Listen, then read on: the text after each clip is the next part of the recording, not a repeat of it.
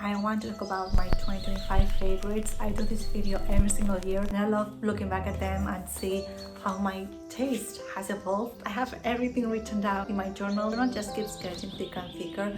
I'm going to try to start doing dinner journals, like 40-page journals, just one per season maybe, so I stop carrying this around. I think my shoulders are going to be very painful if I stop doing that.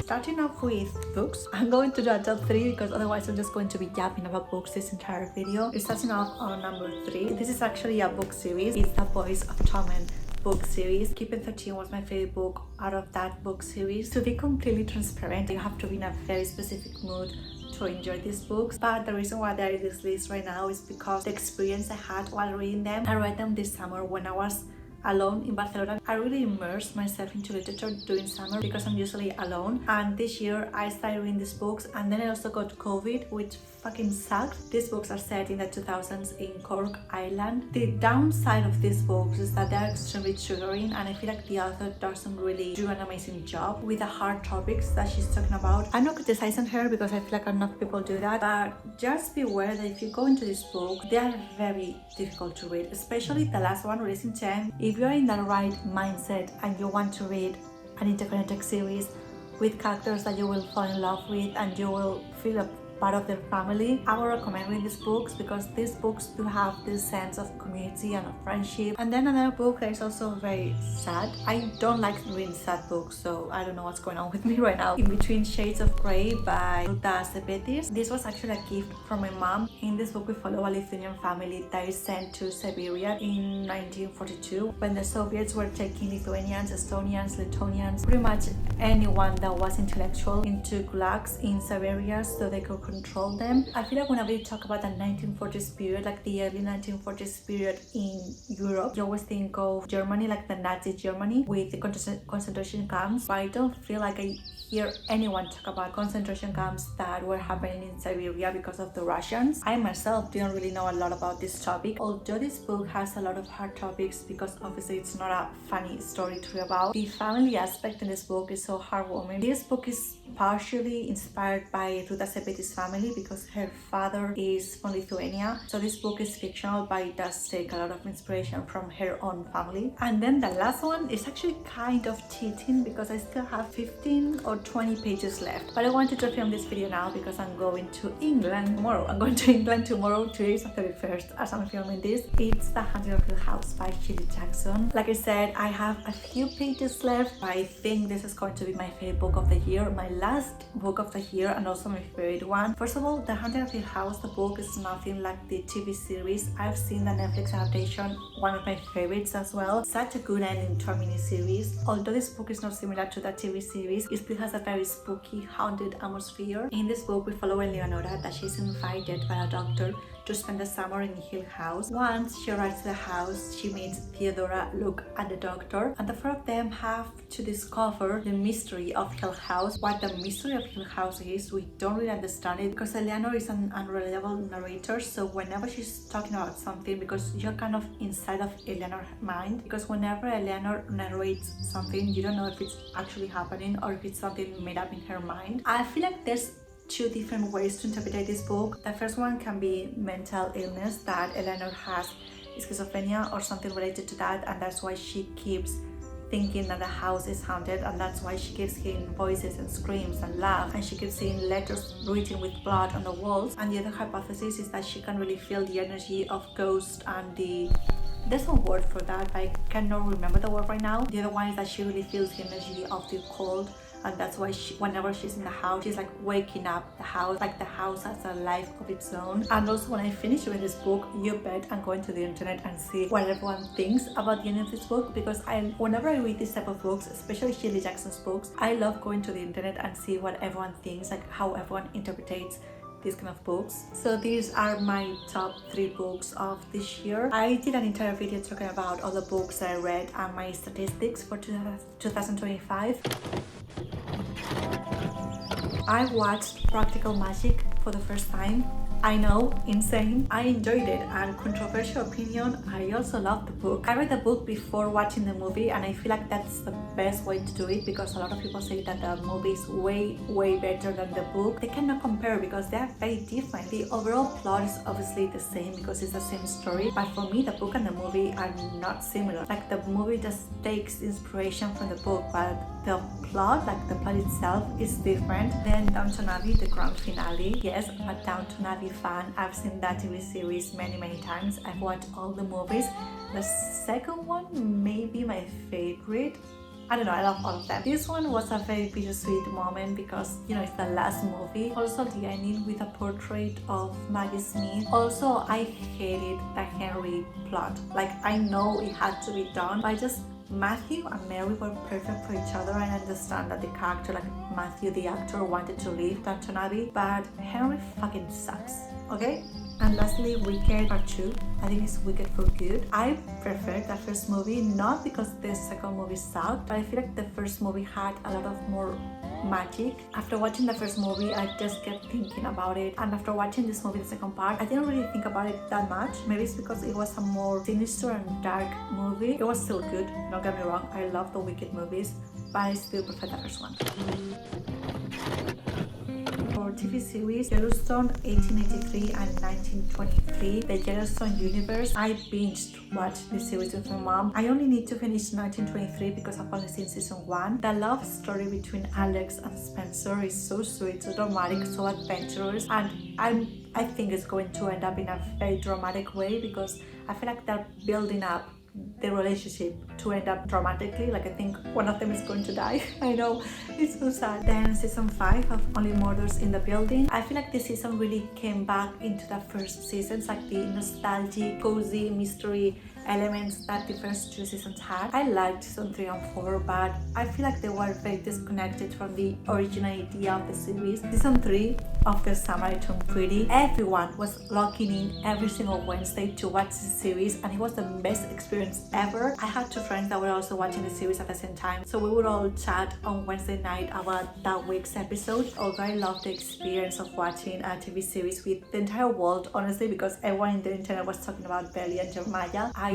did not like season 3 that much. I don't want to give Belly hate because I feel like it's very easy to hate my female character, but her time in Paris, she was very insufferable. I loved season 1 so much, and I feel like season 1 cannot be topped. Also, there's going to be a movie. I don't know what the movie is going to be about. And lastly, I have wait, my dog wants to get out. And then lastly, for TV series, I have Doña del Instante. This is about the Spanish transition from a dictatorship to a democratic monarchy. My mom lived this time period very vividly. She also remembers when ETA, which is a Spanish terrorist group, when ETA was killing people every single day. It was a very brutal and bad time during Spanish history. I watched this with my mom, and I love that I was able to understand the history much better because, well, my mom is very smart, but she's also really good with history and historical facts, so she was able to further explain everything I was watching in this series. Honestly, I feel like my Spotify Wrapped every single year surprises me so much. I am the person listening to these songs, but it still surprises me. I don't know why. Also, for albums, like, I still listen to the album every single day. Man's Best Friend by Sabrina Carpenter. It came out this summer. Till this day, I still love every single song in this album. My favorite songs in these albums are We Almost Broke Up Again, Goodbye, My Madam Willpower, Feel Good Juice is also really good.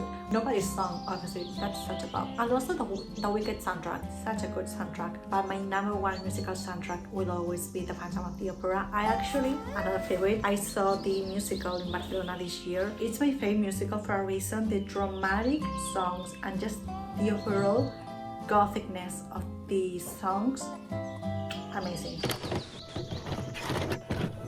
Then moving on to podcasts, I loved the cancelled podcast, but it has been cancelled. Like, they decided to not continue doing the podcast, so I guess hello and goodbye to the cancelled podcast. And then to a Catalan podcast that is called Que no surti d'aquí. This podcast really focuses on Catalan pop culture.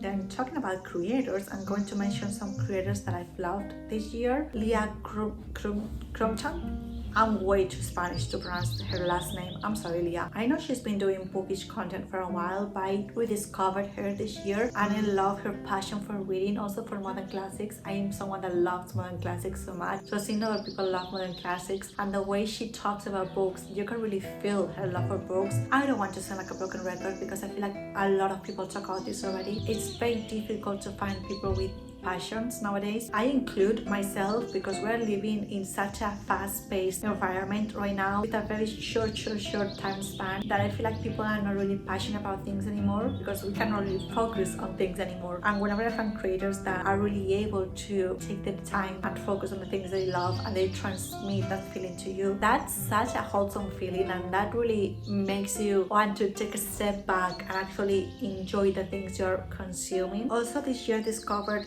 Silvia Lucantonio, an Italo-Swedish content creator. She currently lives in Rome and she's doing her master's in art and I think also archaeology. Luna Montana, I love her ballet content and also her vlogs. I'm someone that loves watching vlogs.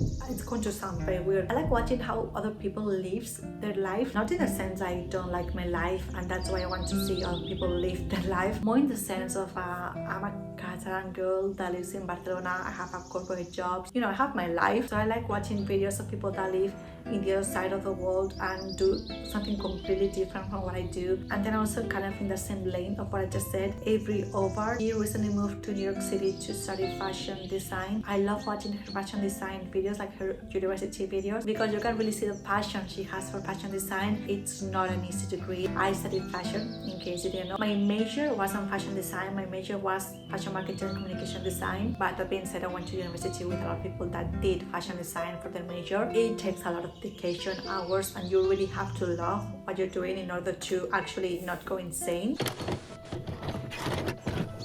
Then this year I actually traveled a lot. I traveled a lot nationally, which I love. I live in such an amazing country. I love Spain so much. You have so many things to offer. And the fact that this year I really locked in and decided to travel around my country and do more road trips. I started the year going to Budapest. January 1st, I got in a plane and I went to Budapest. It was so extremely cold, but it was a city with a lot of history and I love history and learning about cultures and past history. Then the next week after I got back from Budapest, I went to Sevilla, which is in the south of Spain, for my first ever bachelorette party. Then I went to Llívia, which is the Catalan Pyrenees. I also went to Bath for my birthday. This year was the year of Jane Austen, so going to Bath during the year of Jane Austen is just like the perfect wholesome moment. Then I also went to Bajo Aragon. Part of my ancestry actually comes from Bajo Aragon. Although my mom was raised in Ibiza, she was born in Alcañiz because my grandma was born and raised in Alcañiz. My great grandmother was also born and raised in Alcañiz, and then from my dad's side they are from Calamocha. So I do have a lot of ancestry from Bajo Aragon, which makes me feel really connected to that place. Then this summer I went to Euskal Herria. That was when I was extremely sick. We stayed in Irún, which is outside Donostia. We went to the French Basque country as well. We visited a lot of towns around Donosti. And one of my favorite parts of the trip, we went to El Baztán. Then I also went to Ampurias, La Costa Brava,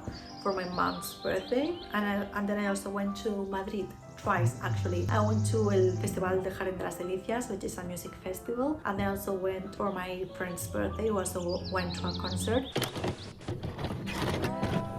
And then lastly, I also want to talk about some beauty products. I don't really like talking about products itself because I don't want to encourage more capitalism and more consumerism, but I'm just going to mention the things that I love and that I keep buying. For some makeup, for my lips, that's where I love experimenting. I always have something on my lips. I just love lip products. The Clinique Black Honey. Not a lot of people talk about this lip product, but for some good reason, it's just amazing. I haven't seen anyone that looks bad with this lip color. And then I also love the Rimmel London Oh My Gloss Supporting Me Up. I don't really think you can tell right now, but I have a mixture of both products right now. Obviously the Sol de Janeiro, everyone talks about these fragrances, but for some good reason. I've tried the orange one and also the dark purple one, and then a new discovery for this year is the Rare Beauty fragrance layering balm. I have the floral shade. You basically put them on your wrist or in your neck, or I don't like putting it behind my ear. You can also do that, but I don't like doing it. I feel like the scent really intensifies when you get warm, like when your body temperature changes. I just put a pea size on my neck and on my wrist, and just by putting a pea size, I've had some people that were sitting across the table from me saying it smells so nice, who's wearing that perfume? I have to admit that I love being the person that people ask what fragrance are you wearing. And then lastly, for hair products, I have this Muse by L'Oréal Paris. This is a curl expression. This year I really started embracing my natural hair texture. I say this as I currently have straight hair. When I was a teenager, my hair started changing. It started getting more textured and more frizzy, and it started getting very wavy and curly as well. And some people used to make fun of my hair, and I didn't know how to style it, so I did that thing that a lot of people do when they have this kind of hair, and I started straightening it. When I went to school, I used to straighten my hair every single damn day, so I stopped straightening my hair. I do give myself blowouts so I don't wear my natural hair, but this year I wanted to change that, so we're trying to embrace natural hair. Then this is empty, but I loved this product. This is the All Soft Argan Oil. This oil is the best one I've ever used, and also keeping on the theme of this oil, the brand Redken. I started using the products this year, I think. I used to use Olaplex and Kerastase, but Redken, that's where the magic happens with my hair. I've used the ABC products, the All Soft products. They also have All Soft for curly hair. I've also used the Minto shampoo. So I've been talking for an hour. I don't know how long this video is going to be. If you made it this far, please let me know some of your favorites, because I feel like I've been talking for so long and I feel very self-absorbed right now, and I keep talking about things that I like without hearing your opinions of what the things that you liked. I will see you very, very soon. Thank you so much for watching. Bye.